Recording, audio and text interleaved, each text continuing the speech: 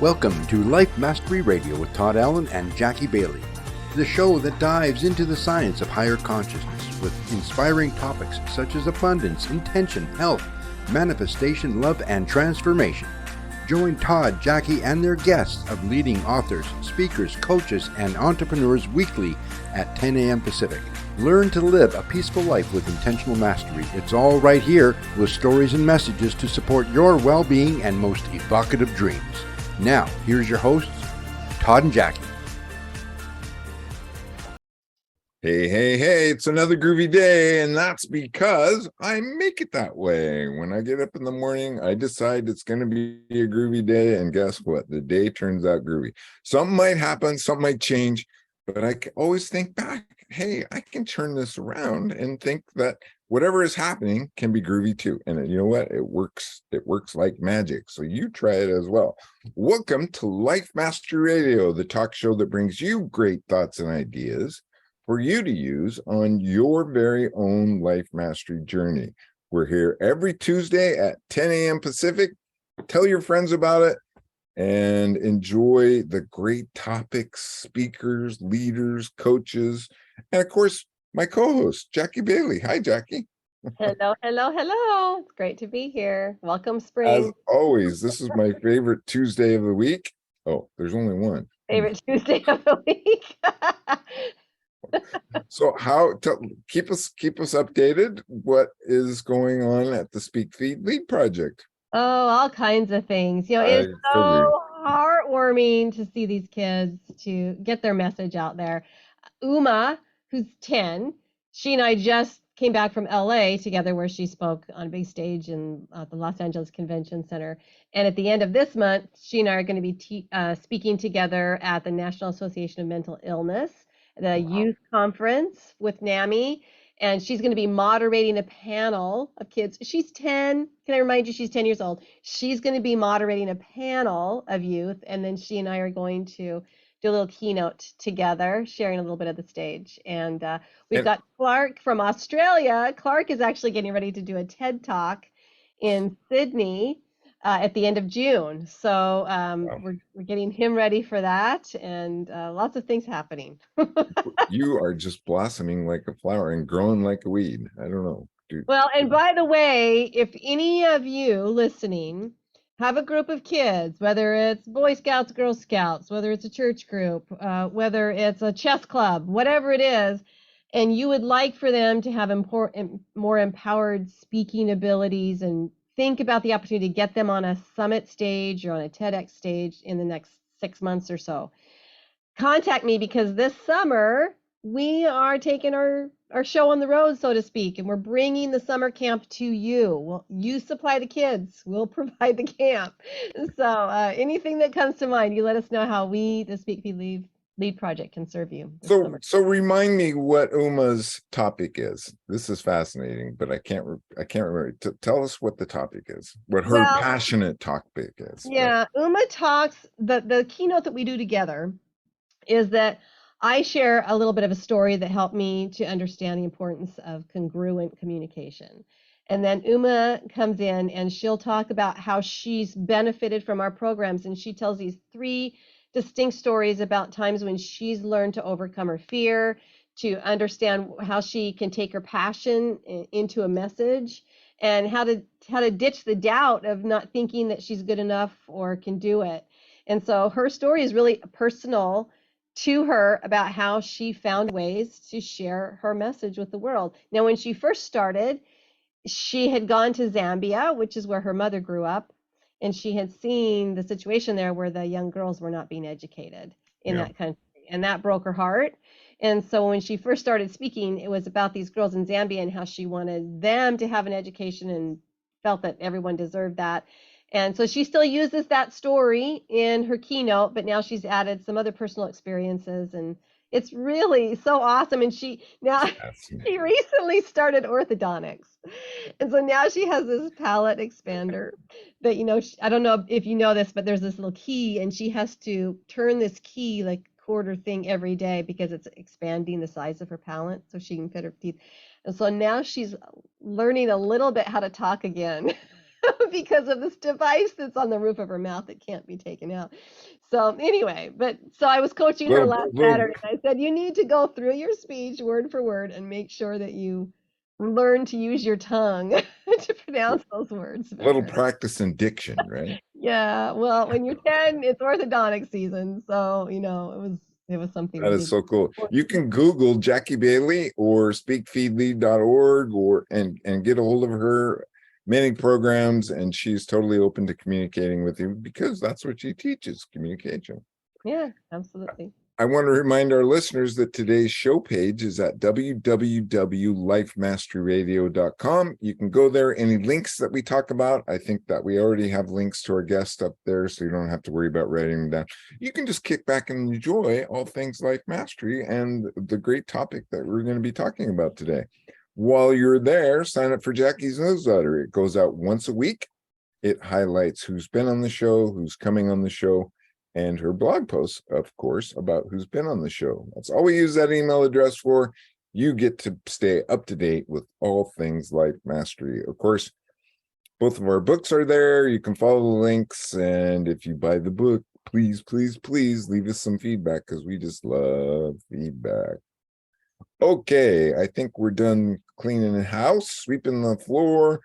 It's time to get on with the show. Our guest today is Felicia Searcy, and she is a 4-time award-winning transformational coach, international speaker, author, and minister who has helped thousands create a path for living their dream life.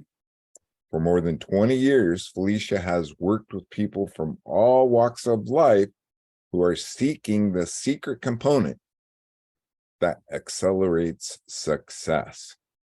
As a highly sought-after international speaker, she has shared the stage with powerhouse leaders like international speaker and my teacher, Mary Manon Morrissey, founder and CEO of eWomen Network, Sandra Yancey, and international motivational speaker Les Brown. I've hung out with Les Brown. He's a cool dude.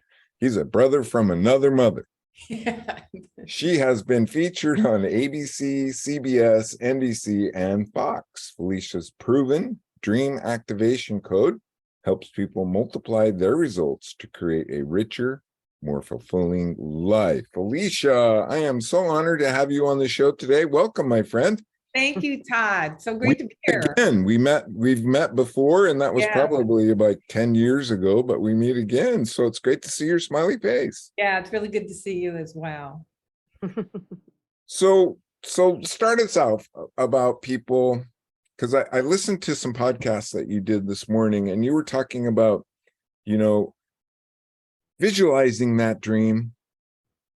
And then actually, I think you used this phrase, and I've heard this before, actually zipping yourself into that dream. Maybe you can expound on that a little bit.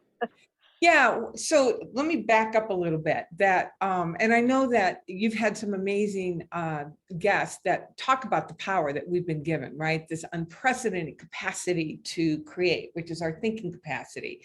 And to really understand that this is the most potent energy in the entire universe, our ability to create at will. And so it's our imagination, right? And whatever we're running in the theater of our mind, using the words of Joseph Murphy, that is generating a sensation that physiologically literally creates waves of energy that are impressed into an invisible field, that it's vibration, and it organizes accordingly.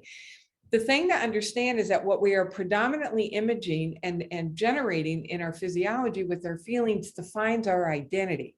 It defines the way we see ourselves. We will never outperform the way we see ourselves. So, right? I think it was Maxwell Maltz who said that. So we have a dream, and what happens so often is that people, get this big, bold idea, and it leaves them breathless and excited. And then who they are today can't see themselves doing it. It's too big. And so they start watering it down.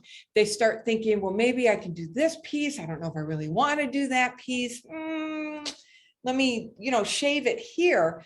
And now they're pursuing a watered down dream, which Right. means they have a watered down passion around it, which means they're going to have a watered down effort and watered down results. When you understand that the purpose of your dream is not to achieve goals, it's to help you see yourself as an even more magnificent, brilliant being that you are, and to step into that beingness before a single thing in your world changes. Now you're working with this infinite intelligence and allowing it to inform you who life is asking you to become. So you can literally, see the dream, and then more importantly, see the person who's living that dream, see you walking around in that life, that you have come to own that life, that life is now your normal. And so you literally zip yourself into the skin of this person who's already done it. You're asking, who is this person when they're brushing their teeth, when they're making a sandwich, when they're driving the car? Because you're going to be somebody. You're either the person who created your current results, or you're that person who's living into this new possibility, this new identity. And the more you're able to do that, the more you are able to own the identity of the person who did that, which then causes you to have access to ideas and possibilities and opportunities that are always there. And now you can see them and act on them from a place of assuming success. Now, the rigor is to keep coming back to that person, right? Because we're drawn back to the status quo. But that's what is meant. That's what I mean by when we zip ourselves into the skin of the person who achieved it. We're letting that future image of ourselves inform who we are today, what's possible, and who is it that this dream is asking us to discover about ourselves. And the universe The as well, question? right? Say that again. And the universe, right? You're putting that out there for the universe to provide you those opportunities for you to fulfill that. Well, and here's what's so fascinating about that term, just put it out to the universe, right? Because I hear people say that all the time. Just put it out to the universe. You're actually not putting it out. It's you. Right. It's how you're showing up, right? There's no place that you're putting something out, like, putting in an order online and now it's going to be delivered, right? That it's you and how you're transmitting, how you're interacting. Who we see ourselves as now becomes the organizing principle for this energy. So it's not out there, it's in here. Yeah. And the energy organizes around us. Wow, okay. That's a lot there to unpack. And I don't know that the average person knows that. Which is why so few which is people really create what they want. right. Yeah. So, and it sounds like a long journey to get there. So what would you say? Maybe you tell us how you learned that. Yeah. Maybe if we step back even a little bit further and go to how you learned this principle, how you've applied it, what that's done for you. It might be a little bit easier for people like me or other people listening to go, okay, I could see myself putting that on, but I'd have to go to the store first and look at it, shop the price, that kind of thing, right? So go back to how this started for you. How did you learn this information? Yeah, and one thing, Jackie, what I do want to suggest, it doesn't have to take long. That I had a client who came in February, and this was fairly new to her, but man, she grabbed hold of it, and she has exponentially grown her business. Like, she was not enrolling clients, and within the 6 weeks that she's already been a part of my program, she's already enrolled 4 people at a higher level than what she was doing before. So my story is that I found these principles at a super dark time in my life. I actually found, quote, universal law when I was 22, back in 1982. So, do the math. I'll be 63 actually next week. Wow. So I'll be 63 next week. So dark time in my life. It was one of those times when I was really debating if I even wanted to stay on this side of things. And it's when we're in those kinds of positions that we're ripe. we're open, right? That we're accessible to something different. And I began to hear that there truly was a different way of living. There was I did not have to be defined by my history. I didn't have to be defined by what other people's opinions were of me, what they imposed on me. And the most important thing is that I came into a completely different relationship with this life force energy, universal intelligence. I grabbed hold of it for everything that I had, and my life transformed. Now, it's a two-parter, and I think it's important because many people get exposed to these principles and they apply them and things get better. I mean, anytime you're working with universal intelligence, things get better. Then there's like a whole nother stratosphere of understanding how this works. And what happened for me was that I was applying to the level that I understood, and I was getting decent results, but yet there was still this deep longing for more. And the thing that I really wanted to express more of was in my vocation and my income. And the reason I wanted to grow more in those two areas was because I wanted to make a bigger impact with both. And I was doing all the things. I was, listening. I don't know that Abraham was necessarily around at that time, but people like Abraham. And, I was building out of work and getting help with marketing and all of that. And I was stuck. And what I realized was that I had a level of understanding that was a perfect fit for my current life. It was not an understanding that was going to move me to my next level of desire.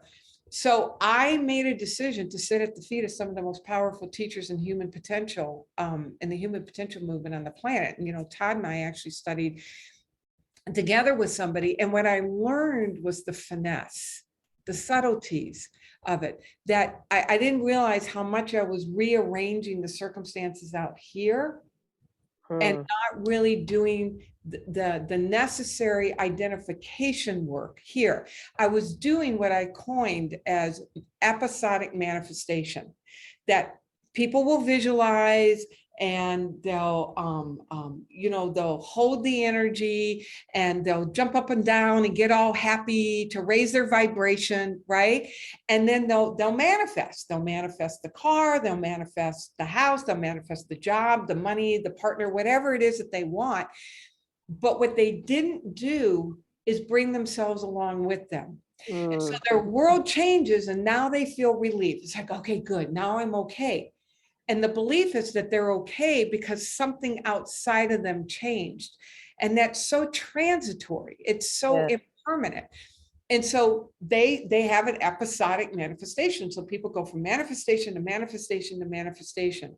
The thing that I want to help people understand, and this is an answer to your question, and this was the real game changer for me, was to understand the desire, the soul's calling, is not for me to achieve that result. I love my results. I'm in an industry where less than 10% cross the six-figure mark.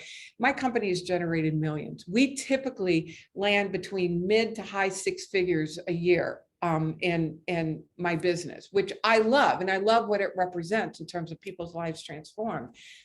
It happened because I did the work to be able to really see myself as that person. I brought myself along. Right? I did the work to be able to belong in my life. And so when I talk about zipping yourself into the skin and you're saying back up, let's look at what is it that you shop around. That's the whole process of really tapping into. So what is it that brings me most alive? What is the answer? And Todd, you'll remember this and recognize this, to the quintessential most powerful question that we can ask, which is, what would I love? What would I love to do, be, have, give? What would I love in a way where we're not watering it down, because who we are today sees the image. We have to be able to know that there's something bigger at work so we can capture that image and start seeing ourselves in that life. So we know what qualities, what capabilities, what personality traits we're to let go of, and that we are to grow in order to be able to fit that life. Did that answer your question? That was a lot of words. No, it did. It did. It actually made it much more clear. And so now we're talking about being able to manifest, but also to envision ourselves in, Embody it. yeah, Embody it. It's the embodiment. embody it. Okay, so good. Okay, so manifesting and embodiment, and they both have to be happening, or is there one I that's more love this. important than the other? Yes, the embodiment is the most important piece. Okay. Because what the embodiment does is that, so I'll never forget the first time I flew first class. I was gifted a trip. I was gifted a training, and I was gifted a trip. And I was working as a minister. And I remember getting on that airplane and taking a seat and thinking, oh my God, they're going to kick me off. I don't belong here. Somebody, seriously, I could not relax and enjoy the trip, because that whole trip, I felt like such an invader, such an imposter. I had manifested it, but I didn't belong there. Mm-hmm. And if we don't belong, it won't last. So Mm. now, first class, it's normal most of the time. I still like Southwest. I like the jokes, and and I like being A-list. But longer trips, I will fly business class. It's my normal now. So I manifested a ticket, but I didn't belong. Mm. And it didn't happen for a long time after that. Does that make sense? Yeah. And so now I belong in first class, because it's the way that I identify myself. I have embodied that identity of somebody who travels with ease and comfort. I go into the Amex clubhouse room, and it's part of my normal routine. That is the most important element. And that's where the rigor comes in, because people can hold it long enough to manifest, but then they wonder why they do this or why it doesn't last. Mm-hmm. It's because, or why the feeling of, in the words of Thomas Troward, calm confidence doesn't last.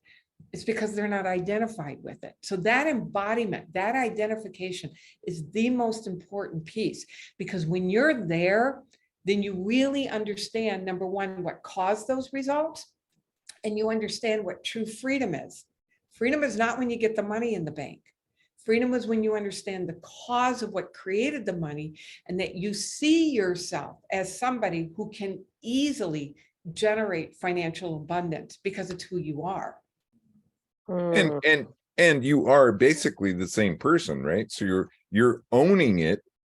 And you're the same person that you were before as you are now. It's that you are just owning it and really anchoring it in your whole system. I love that, Todd. I've never really thought of it that way. You're more of the foundational person that you are, right? That you've developed more of it, and you've let go of those things that are not a fit, that are not who you are, that you've taken on. That caused you to forget who you really are. But you're the same basic person, yet more expanded. Yeah. And I think I grabbed that concept from Les Brown, because he used to say, or it was somebody, that the only difference between $1 and $1 million is just a bunch of zeros, right? Yeah. And it's just a matter of stepping into that ownership of, I guess, all those zeros. That's it. And that's why the dream is so powerful, right? Because the dream is the catalyst. It's the informer. It's the definer of who life is asking you to step into about yourself. So often people think that this soul's calling, this desire, this dream is because you want this thing. And you do. The real gift is the journey. It's the transformation that's happened along the way of really being able to own and belong this thing. I just heard Michael Beckwith, and Dr. Reverend Michael Beckwith, who you said that you were a roadie for him, where and he didn't coin this, but it's been around. But I just heard him say it recently, where God doesn't call the qualified, God qualifies the call, right? And so the dream, the desire, is the divine calling to qualify you even more, for you to discover even more of who you are created to be. I think Jackie can identify with this a little bit because, or not a little bit, probably a lot of it. Well, she created this vision of being a coach for kids and teaching them to speak their heart. And I've been following her, and the journey has just taken her to some amazing places. And I think it was a couple of months ago, I asked her, could you have ever imagined where you would be now? And she's like, no way. There's just no way. Well, what Yeah. I love about it, Jackie, is that you did not let the voices say, oh, nobody's going to pay for that for kids. Stop you. Well, you know what? There are times when I did, and so now I'm seeing that it's the consistency that is needed, right? It's Yes. I do feel like I have been able to manifest some things, but I'm not certain that I fully find that it's Believe. me.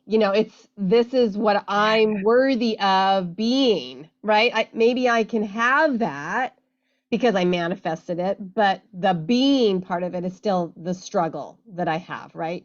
Because then when things start to slow down a little bit, or there's a lack of commitment for kids who want to take an 8-week course or something, I start feeling like it must be me. It must be me. And so there's those old stories always come back, right? And I think that's probably, I don't know your program, but I'm guessing that you must work with people to create those new stories, right? Is that part of what you do? Oh, it's foundational. And it's the piece that is missing. There's so many amazing teachers out there. And what I find is that this is really a missing piece. It's the piece that was drilled into me and continues to be drilled into me. Mhm. And it's the foundation of the work that I do with people, is really helping them own the reality that you are that person. And what is that? That you're worthy. Yeah. Yeah. And what does it look like? What does it feel like? Who do you sound like? And that fundamental core human pain of unworthiness and undeserving, right? Mhm. That desire. So your desire. So here's what I love about this. We think that your desire, what your soul's calling, was to build a business helping kids. It was, absolutely. And it's doing amazing work. And my belief and my experience and my observation is that the desire is actually there to help you really own the depth of your worthiness, the depth of your deserving.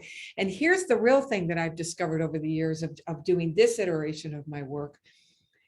It's not even so much the actual mechanics of your work, Jackie, that make the difference. It does, without a doubt.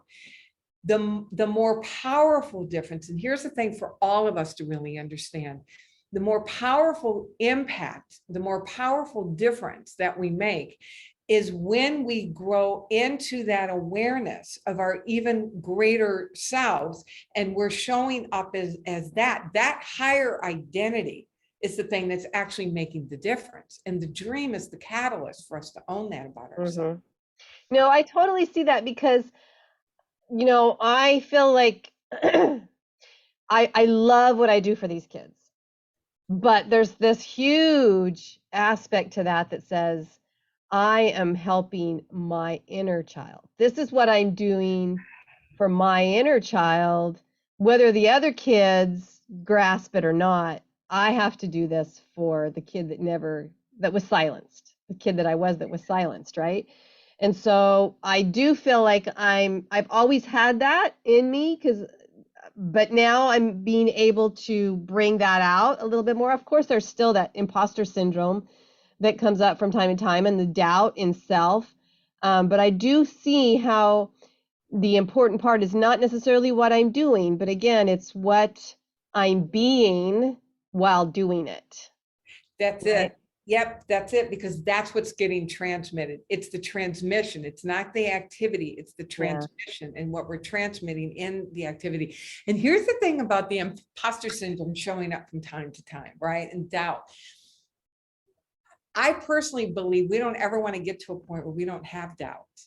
That, as we go up the next turn of our own spiral of evolution, that we want to dream, We want a desire that's going to activate the doubt, because that means we're right there on the edge again. We're on the edge of a new discovery of ourselves.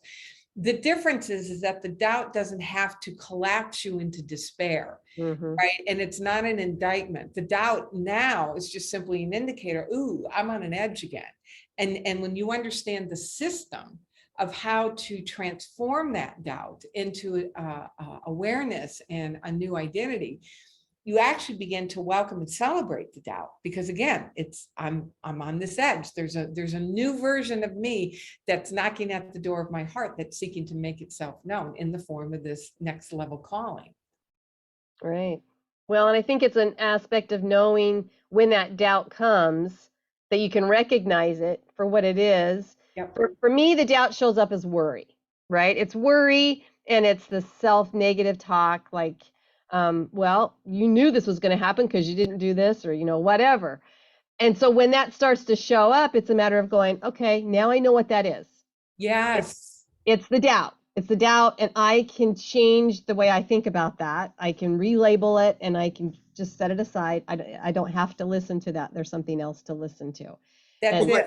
that's part of that growth process, right? That goes along with the phrase, you get what you think about, right? Or the more you think about it. Jackie did a really cool thing. Oh, it was probably a year ago, I think now. She wrote a Dear John letter to Lack. Oh, how great is that? I was blown away. I thought, oh my gosh, that is so cool. Yeah. That's great, Jackie. Yeah, there's the pattern interrupt, right? Right. Because it's learning to recognize, really paying attention. Again, Todd, you'll recognize this, noticing what we're noticing, right? Pay attention to what you're paying attention to. That's it. And then to when we feel ourselves contracting, understanding in that moment that I am making agreement with something that I don't want, right? That I'm putting more faith in something that I don't want than I am in the power of directed imagination. And so in that moment, to do a pattern interrupt, so, ooh, I interrupt this, and here's what I want to know instead. And then here's the other thing that I would offer. Especially when I got into this iteration of work, I've always been a student of this, like I said, since I was 22 years old.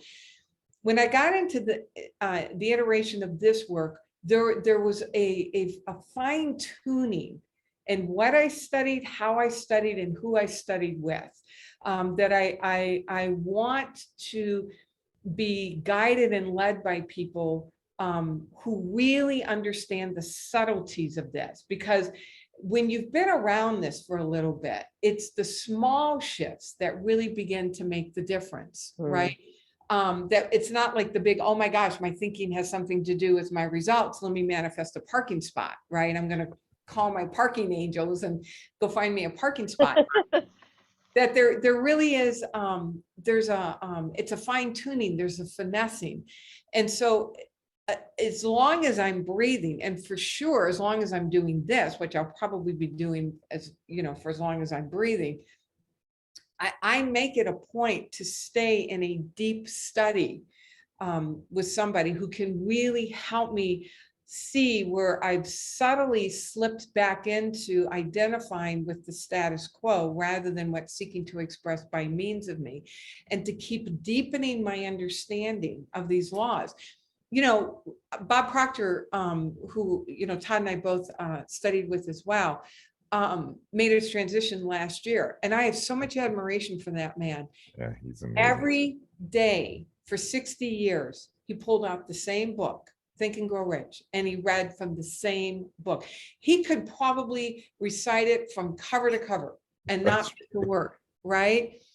But he understood that it because of where life was asking him to go next, that the book would keep revealing more and more magic and possibility and relevant information for him. And so that's the thing I took from that is to never rest in my laurels of what I currently understand of universal law, give great thanks for what I do know and look at my life as a result of that. And then stay humble to what I don't know, as I continue to grow in my understanding, because that's where my desires are taking me. Mm. And now you know why I do a weekly show called Life Mastery Radio. Yeah. Although some of the guests,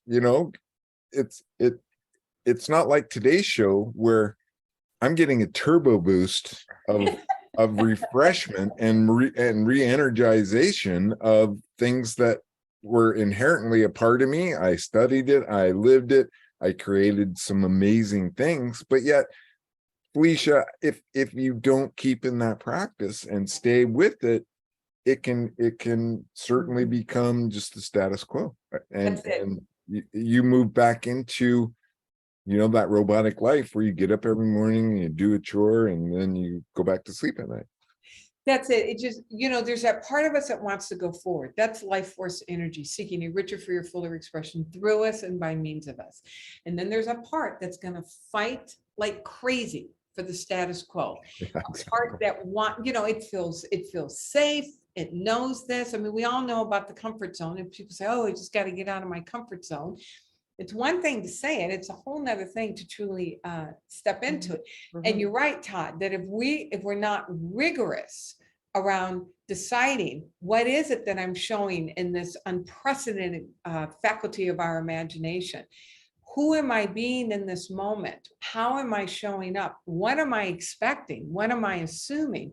Yeah. If we're not rigorous about those things, then it's exactly what you're talking about, Jackie, that we get seduced back into believing that what's happening in our world is stronger than our imagination, and that we start worrying about what's going on out here. And anytime we're worrying, it's in that moment that we are allowing things in our world that we're paying attention to, and the way we are paying attention to those things, to now generate images in our imagination that then send a trajectory into the future, that this is what it's going to be like.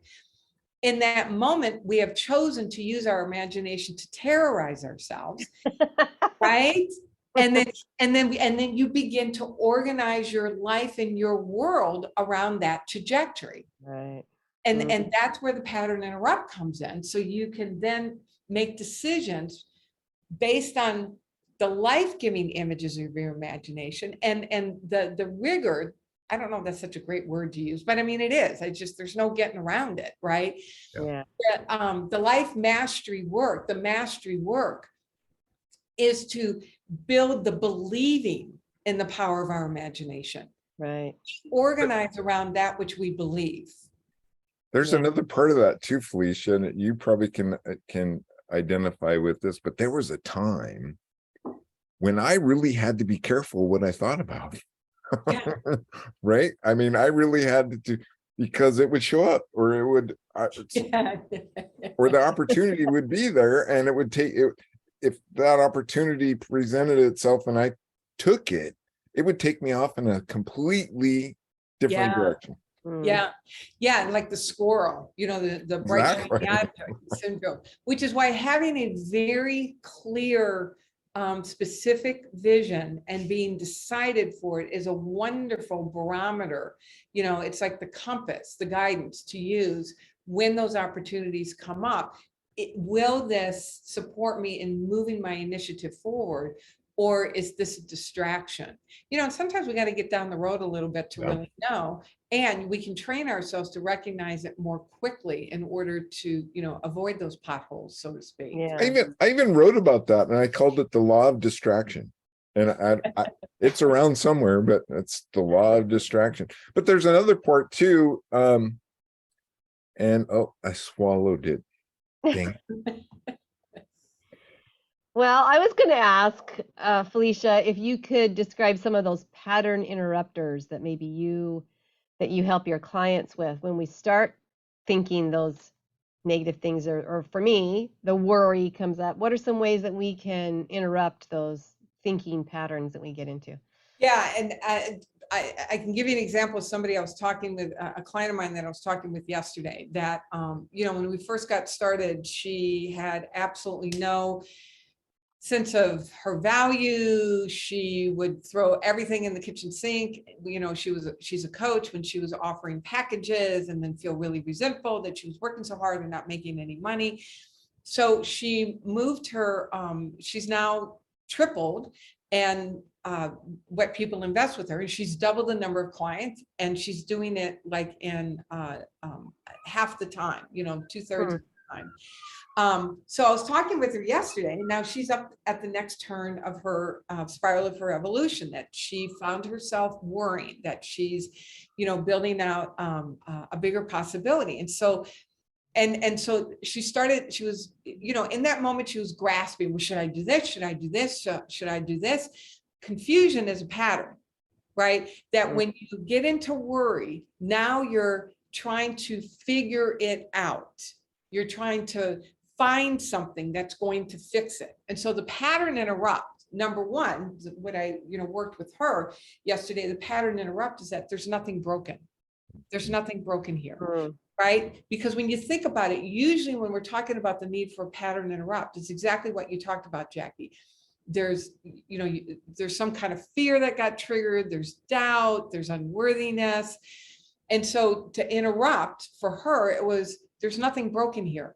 These are the signs and signals of growth. And so to own the part of you that wants to get worried because you're worried, and own that these are signs and signals of growth. Then the pattern interrupt of interrupting the fear, and in the moment claiming and owning, I am connected to a source that knows all things. There is that in me that's bigger than any outside fact or condition. Then I directed her back to her vision. And her vision had gotten cloudy because there were different things that she was playing with. And so what I encouraged her to do, before she tried to figure anything else out, go back and get super clear on what is it that brings her most alive. What's the activity? What's the rhythm? Who is she being? And then from there, let that inform what the next action is. And so oftentimes it's unfreezing that fear or unworthiness. And so the pattern interrupt of remembering who I am one with this life force energy. I'm connected to a source that knows all things. There is nothing bigger in my world there's nothing in my world that's bigger than the power that generated me, that's bigger than the power that breathes me. To come back into that awareness, that remembrance of who we really are. And then from there, okay, let's go back to my vision. Let's go back to, am I still in love with this? Does this still bring me alive? Then what's an action that's informed by my vision? That's the importance of an accountability partner, right? Yes. Totally. I remember now what it was that we were going to go down the road. And talk to us a little bit about detachment, right? Because we create these visions, we create these dreams, and Mary would always say, it's going to be that or something better. Yeah. So it's, you know, and oftentimes people confuse detachment with protecting themselves from disappointment. Right. Let me stay detached just in case I'm really not supposed to have this. Right. Yeah. And so then there's the process of watering it down. What I've come to understand about detachment is, you know, exactly what you said, Todd, understanding, okay, if it's not this is the best I can see in the moment, then there's something even better seeking to express through me. The only way we can really know that is if we deepen our sense of communion and companionship with a life force energy that seeks only good. The only way that we can truly hold something loosely is when we really see that the universe truly is conspiring for our good. So it's a matter of coming into this sense of communication, this connection, this awareness of the goodness of life, even in the face of some really hard stuff that may be going on. I'm not denying, I mean, you know, Todd, if you remember what was going on with me when you and I first met and my husband, was critically ill, not knowing if he was going to make it. I'm there building a business, and there were some other circumstances that I don't want to necessarily get into here. Even in the thick of that, to own and know the goodness, right? And you're speaking to gratitude, right? Isn't that what you're kind of talking about? Well, gratitude? I'm speaking to gratitude, and more and deeper than gratitude is a deep sense of knowing your connection to a life force energy, and knowing how cherished and sourced and resourced you are, and that you were created, you were literally woven into existence from the very fabric of this power itself.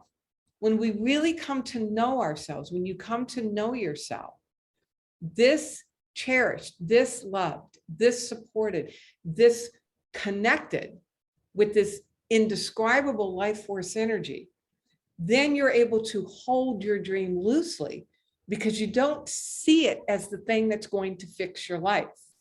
You don't see it that I have to have this in order to survive. You truly see it as an expansion of this divine energy of your purpose, right? That's it. Yeah. Does that make sense? Oh, totally. I'm being reprogrammed as we speak. Yeah. But Todd did mention gratitude. That's a big part of the absolutely manifestation and that dream, right? Is that you're thankful for it before it's even happened. And the great thing about gratitude, here's what I love about gratitude that so few people really understand, is that it's an acknowledgement of what is, and it's an assumption of what's to be, and that you truly have cultivated the ability to walk in the world from a place of deep well-being. And the only way we can do that is to trust ease. We've come to trust ease. Most people have come to trust hard and struggle and being hypervigilant, right? That it's up to me. There's a sense of vulnerability and surrender that's required to truly let yourself relax and let things come easily. And it's in that state that we can really cultivate and generate gratitude. Wow. So do you have some meditative services that you offer your clients, or do you rely on other people that provide meditations? Do you have your own? Yeah. So what I did was that, so the way I work with my clients, it's, I'm so grateful. It's very robust. So I have a larger group that I work with. An amazing transformation happens for people in this larger group. And I've created a daily practice, and included in that daily practice, I've created meditations in order to help people from the get-go at the beginning of the day come into the identity of the man or the woman who already achieved this dream. So I've created a series of meditations that people work with as they're working with their vision, and a daily practice. That would have been my next question, is share with us, if you agree to, your daily routine. How does your typical day go that makes you feel from the get-go, when your feet touch the ground, that you are where you're supposed to be? What do you do? Yeah. If she says groovy, I'm gonna have no, never mind. Yeah. So just know that this is my routine. And I also have put together a routine for my clients. And that is part of, a gift that I offer people, just to, support you. And I always encourage people to pay attention and look to see what's the routine that best serves you. Yeah. So, every morning I get up, the moment I open my eyes, I breathe in gratitude, back to what Todd was talking about. Then I do an hour meditation. I work with my vision. I read it. I say it out loud. I write it.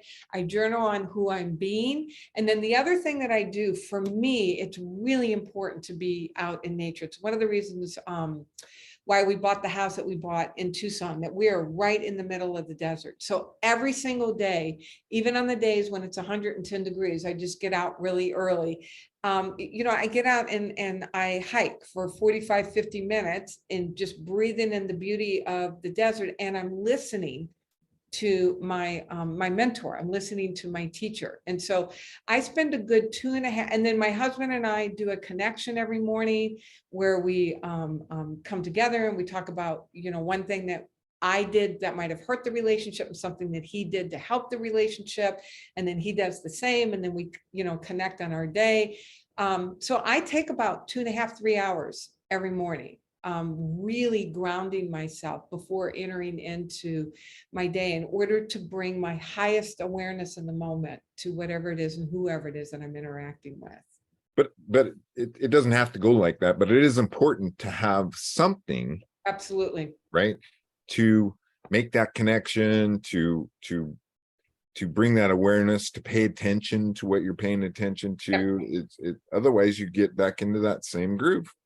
That's it, Todd. And so again, I've created a daily practice for people who may be struggling or want to experiment with something different. And, you know, whatever daily practice speaks to you, absent an intelligent design, the only thing we can do is to revert to the default.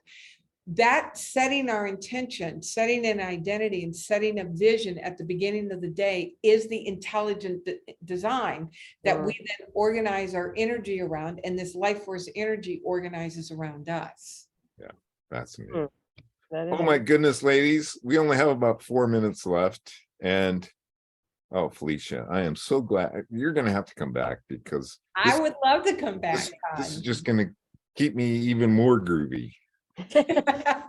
Yeah, and here's what's so funny is that when we first met, you were like held up as this amazing being, which you are, and rightly so. And I can remember feeling intimidated that, oh my God, I'm never going to get up to Todd's level, right? So it's so fun to, you know, be here as a peer and a colleague.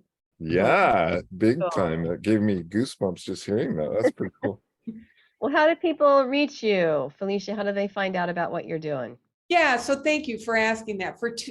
Two ways: go to my website, FeliciaSearcy.com. And then, as I shared, you know, vision is foundational to everything. So if you want help with vision, I've actually put together a whole vision toolkit where I've created a meditation to really listen deeply to what is it that you would love. I've created a set of written instructions on how to write a vision. And then I laid out a daily practice to know what to do with that vision once you've got it. So if you want that, go to FeliciaSearcy.com/spiritual success, and you'll get that whole toolkit. We'll put that in the newsletter, I think, won't we, Jackie? Put it in the blog for sure. Yeah. Yeah. Nice. Oh, any parting shot, Felicia? Is there any last minute thing that you would like to tell our listeners, our guests, your friends, because your friends are going to listen to this too? Yeah, absolutely. Yeah, the one thing that I would encourage everybody to really understand is that soul's calling is not yours. So often people think, oh my God, I'm being so selfish. Who do I think I am?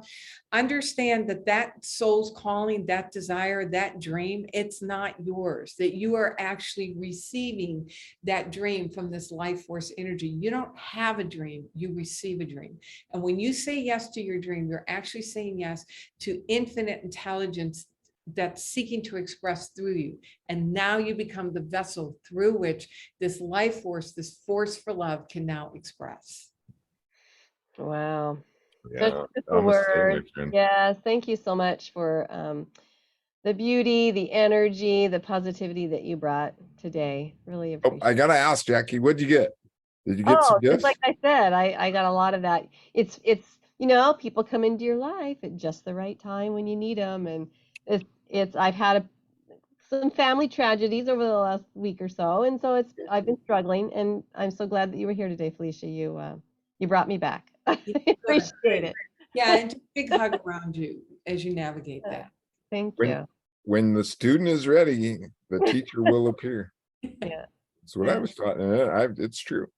That's about all we have time for today. I hope you enjoyed the show. My biggest hope is that you will tell a friend about the show and share.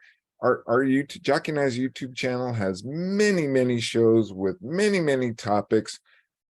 But I'll guarantee you this, they all revolve around giving you the tools you need for your own life mastery journey.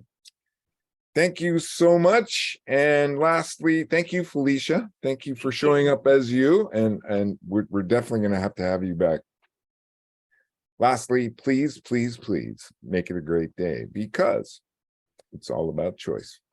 Bye-bye for now. Bye-bye. Thank you for tuning in to Life Mastery Radio. Join Todd Allen and Jackie Bailey and their guests of leading authors, speakers, coaches, and entrepreneurs weekly at 10 a.m. Pacific. Learn to live a peaceful life with intentional mastery through stories and messages to support your well-being and most evocative dreams. Visit their website, www.lifemasteryradio.com. Join their mailing list and be notified about upcoming guests. That's lifemasteryradio.com.